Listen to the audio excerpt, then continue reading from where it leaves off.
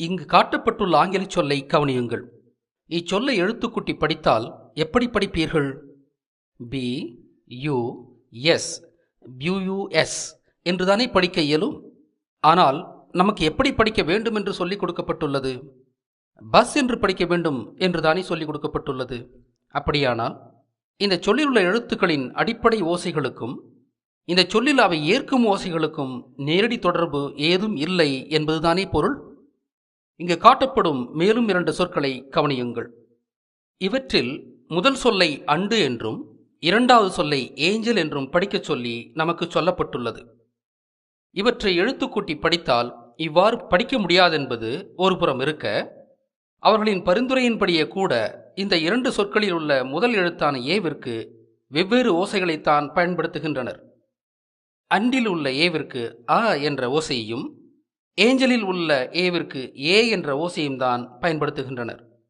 இதிலிருந்து நாம் உணர்வது என்ன? ஆங்கில எழுத்துக்களின் அடிப்படை ஓசைகளுக்கும் சொற்களில் அவை மேற்கொள்ளும் ஓசைகளுக்கும் நேரடி தொடர்பு இல்லை. அது மட்டுமல்ல, ஒரே எழுத்தே விதவிதமான சொற்களில் வெவ்வேறு ஓசைகளை தாங்குகின்றன. எனவே ஆங்கிலம் கற்பிக்கும் போது எழுத்துக்களையும் அவற்றின் ஓசைகளையும் சொல்லிக் கொடுத்தால் மட்டும் போதாது, ஒவ்வொரு சொல்லையும் உச்சரிக்க கற்றுக் கொடுப்பது இன்றியமையாதது. ஆக அந்த மொழியை கற்பது கடினமானது என்பது மட்டுமல்ல, ஆங்கிலம் அடிப்படையான ஒரு லாஜிக் இல்லாத மொழி என்பதும் புலனாகிறது. இங்கு காட்டப்பட்டுள்ள தமிழ்ச்சொல்லை எழுத்துக்கூட்டி படியுங்கள். வ ந இக் க இம் வணக்கம். எந்த மயக்கமும் இல்லாமல் படிக்க முடிகிறது அல்லவா? இன்னும் ஒரு சொல்லை முயலுவோமா?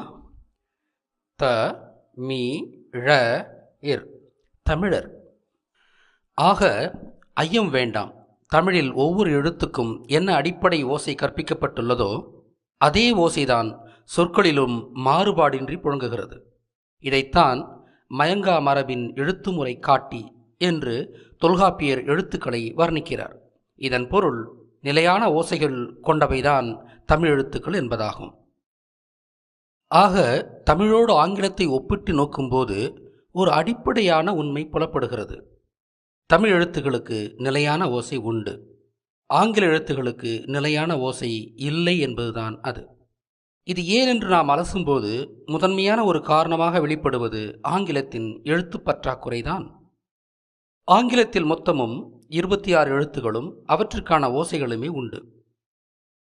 ஒரு மொழியை புழங்க இந்த சொற்ப அளவான ஓசைகள் போதா.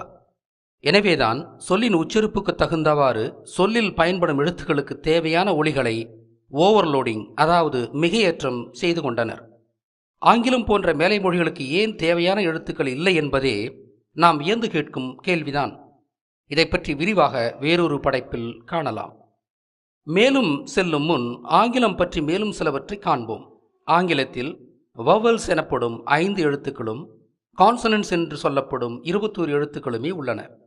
இந்த வவல்ஸ் என்பவை தமிழில் உயிரெழுத்துகளுக்கு சமமானவை. கான்சனன்ட்ஸ் என்பவை தமிழின் உயிர்மெய்களுக்கு ஓரளவுக்கு நேரானவை. ஆங்கிலத்தில் மெய்யெழுத்து என்ற வகையே இல்லை.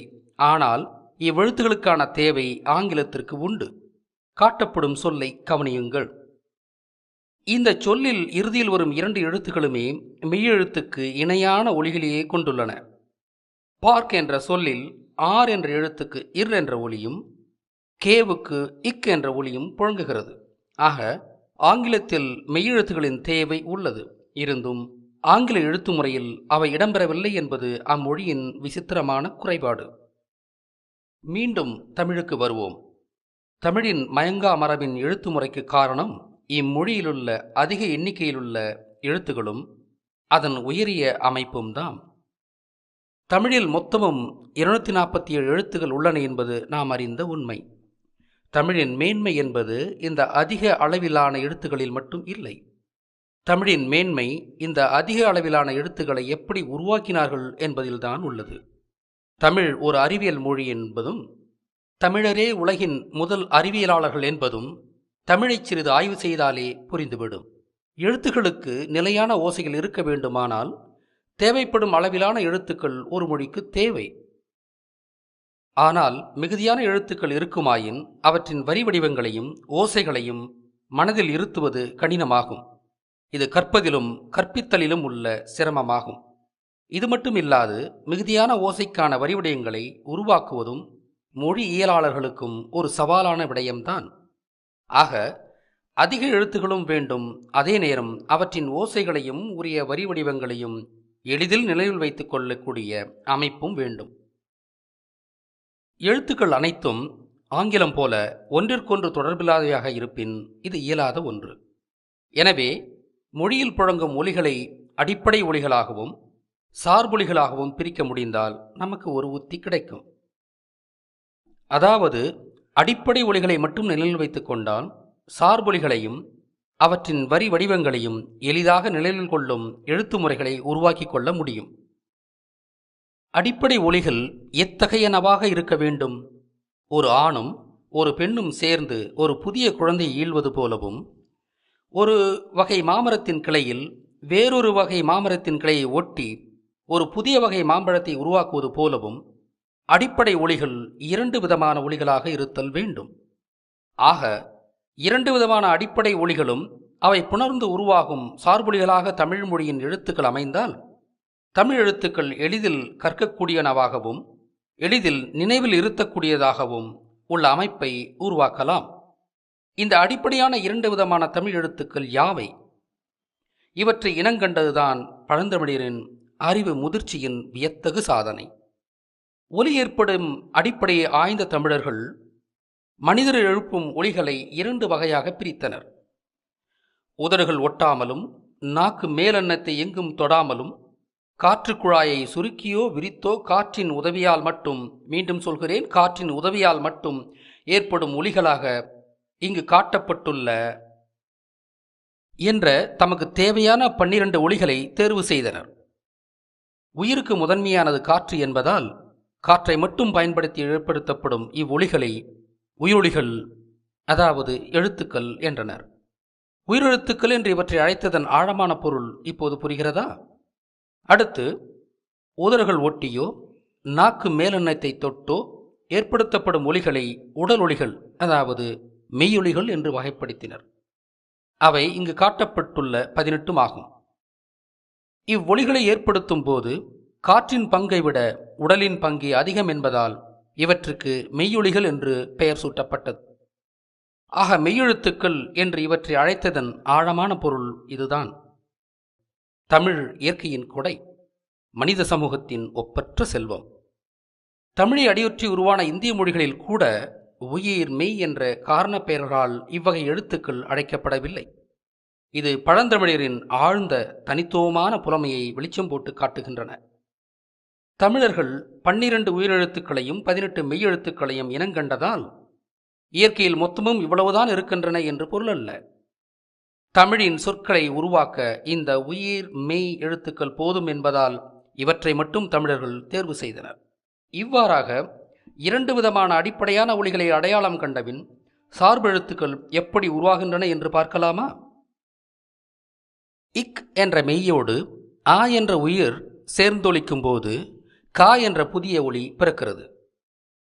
இதற்கு உயிர்மெய் எழுத்து என்ற காரணப் பெயர் சூட்டப்பட்டுள்ளது. அதாவது மெய்யோடு உயிர் சேரும்போது உயிருள்ள மெய்யாகிறது, உயிர்மெய் ஆகிறது. இதுபோன்று ஒவ்வொரு மெய்யெழுத்தோடும் ஒவ்வொரு உயிரெழுத்தும் புணரும்போது ஒவ்வொரு புதிய உயிர்மெய் எழுத்து உருவாகின்றன. இதை இங்கு காட்டப்படும் மேட்ரிக்ஸ் எனப்படும் அணி என்ற அமைப்பு வழியே விளக்கலாம். ஆக ஒரு மெய்யெழுத்து 12 உயிரெழுத்துகளோடு தனித்தனியாக புணரும்போது 12 உயிர்மெய் எழுத்துக்கள் உருவாகின்றன. மொத்தமும் 18 மெய்யெழுத்துக்கள் உள்ளதால் 12ஐ 18ஆல் பெருக்கி வரும் 216 உயிர்மெய் எழுத்துக்கள் தமிழில் உண்டு.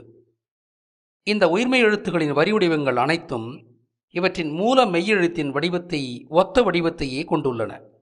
அதாவது அப்படி அமைத்தால்தான் தமிழ் கற்பது எளிதாயிருக்கும் என்பதால் அவ்வாறு திட்டமிட்டு அமைக்கப்பட்டுள்ளது.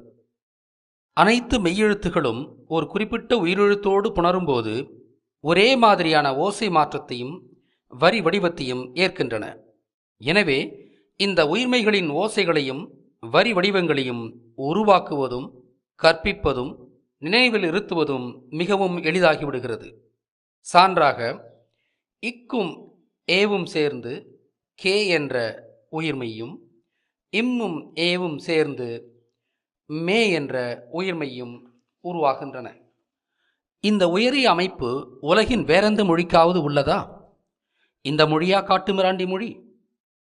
உயிரெழுத்துகளில் ஒவ்வொரு குரலுக்கும் ஒரு நெடில் உண்டு. அ ஆ, இ ஈ, உ ஊ, ஏ ஏ, ஓ ஓ. ஆங்கிலத்தில் நெடில் எழுத்து இல்லை என்பதை நீங்கள் உணர்ந்ததுண்டா? அவர்கள் ஒரு எழுத்தின் நெடில் தேவைப்படும் போது 2 குரில்களை பயன்படுத்துகிறார்கள். சான்றாக, பி, ஃப்ளீ, ப்ளூம், க்ளூம், க்ரூம். ஆங்கிலத்தின் தகுதி என்ன என்பதை இப்போது நீங்கள் உணர முடிகிறதா? அடுத்தவரை தாழ்த்தி பேசுவதோ அடுத்தவர் மொழியை குறைத்து பேசுவதோ தமிழரின் பண்பாடல்ல. ஆனால் ஆங்கிலம் அறிவியல் மொழி என்றும் தமிழ் காட்டுமிராண்டிய மொழி என்றும் தமிழ் பகைவர்களால் திட்டமிட்ட பிரச்சாரம் நெடுங்காலமாக முன்னெடுக்கப்பட்டு தமிழர்களே தமிழை தாழ்த்தி பேசியும் ஆங்கில மோகிகளாகவும் சீரழிந்துள்ளனர். உண்மை நிலைகளை விளக்கி இந்த சீரழிவை சரி செய்யவே இந்த ஒப்பீடு இங்கு செய்யப்படுகிறது. அடுத்து 18 மெய்யெழுத்துகளையும் 6 எழுத்துக்களை கொண்ட 3 தொகுதிகளாக அவற்றின் ஓசையின் தகுதி அடிப்படையில் பழந்தமிழர் பிரித்தனர். அவை வல்லினம், மெல்லினம், இடையினம் என்று அழைக்கப்பட்டன. தமிழுக்கு தமிழ் என்ற பெயரை சூட்டுவதிலும் கூட எவ்வளவு சிந்தனையை தமிழர்கள் வெளிப்படுத்தினார்கள் என்பது நமக்கு வியப்பை உருவாக்குகிறது. அதை பற்றி சிறிது இங்கு காண்போமா? உலக மாந்தன் முதலில் பயன்படுத்திய உயிரொலிகள் ஆ, ஈ, ஊ என்ற ஒலிகள்தாம் என்று பாவணர் சொல்லுவார். இவற்றின் குறிகள் முறையே அ, இ, உ என்பவை. ஆ என்பது படற்கையையும், ஈ என்பது தன்னிலையையும், ஊ என்பது முன்னிலையையும் சுட்டும் எழுத்துக்களாகும். தமிழின் மெய்யெழுத்துகளில் வல்லினத்தில் ஒன்றும் மெல்லினத்தில் ஒன்றும் இடையினத்தில் ஒன்றுமாக 3 மொழியெழுத்துக்களை தேர்ந்தெடுத்தனர். அவை இத், இம், இழ் என்பவை. இந்த 3 மெய்களுடன் உலகின் முதல் உயிரெழுத்துக்களை வரிசைப்படி முறையே கூட்டி இத்தும் ஆவும் சேர்ந்து தாவாகவும், இம்மும் ஈயும் சேர்ந்து மீயாகவும், ஈழும் ஊவும் சேர்ந்து ழூவாகவும் என்று தமிழ் என்று ஆக்கி பிறகு கடையெழுத்திலுள்ள உகரத்தை தவிர்த்து தமிழ் என்று அழைத்தனர். தமிழ் தமிழ் என்று திரும்ப திரும்பச் சொன்னால் அது அமிழ்து அமிழ்து என்றவாறு ஒலிக்கும். அதனாலும் கூட மெய்யெழுத்துகளில் இந்த 3ஐயும் பழந்தமிழர்கள் தேர்ந்தெடுத்திருப்பார்கள் என்று நாம் கருதலாம். மொழி தோன்றும் காலங்களில் மொழிக்கு பெயரிடப்படுவதில்லை. அதுவும் தமிழ் மூத்த மொழி என்பதால் பெயரிடும் தேவை தமிழுக்கு ஆதியில் இல்லை. மற்ற மொழிகள் உருவான பிறகுதான், மற்ற மக்களுடன் தமிழர்கள் உறவாடத் தொடங்கிய பிறகுதான் தமிழை பெயர் சொல்லி அழைக்க வேண்டிய தேவை ஏற்பட்டிருக்கும். ஆக தமிழுக்கு பெயரிடப்பட்ட காலங்களில் தமிழ் வளர்ச்சியடைந்த மொழி என்றும் முன் சொன்ன நமது கருதுகோள்கள் பொருத்தமானவை என்றும் அறிக. ஆக ஒவ்வொன்றிலும் ஒரு ஆழமான கருத்தையும் இலக்கணத்தையும் காணக்கூடிய இந்த மொழியா ஒரு காட்டுமிராண்டு மொழி? தமிழ் மொழியின் மாண்புகள் என்பவை இவை மட்டுமல்ல. நாம் எடுத்துக்காட்டியது ஒரு தொடக்க நிலை உண்மைகள்தாம். சொல்ல வேண்டியவை ஏராளம். வேறு படைப்புகளில் அவற்றை காணலாம். நமது ஆதங்கம் சில தற்குறிகளின் பசப்பு பேச்சை கேட்டு தமிழனே தமிழை பகைத்தும் ஆங்கில மோகம் கொண்டும் சீரழிந்துள்ளானே என்பதுதான். எப்பொருள் யார் யார் வாய் கேட்பினும் அப்பொருள் மெய்ப்பொருள் காண்பது அறிவு. எப்பொருள் எத்தன்மைத்து ஆயினும் அப்பொருள் மெய்ப்பொருள் காண்பது அறிவு என்ற ஆழ்ந்த ஞானம் கொண்ட தமிழ்ச் சமூகம் எடுப்பார் கைப்பிள்ளையானது எப்படி? 1000 ஆண்டின் அந்நியர் ஆட்சியா? நீண்டகால அடிமைத்தனத்தின் விளைவா? சிந்திப்பீர் தமிழர்களே, சிந்திப்பீர்.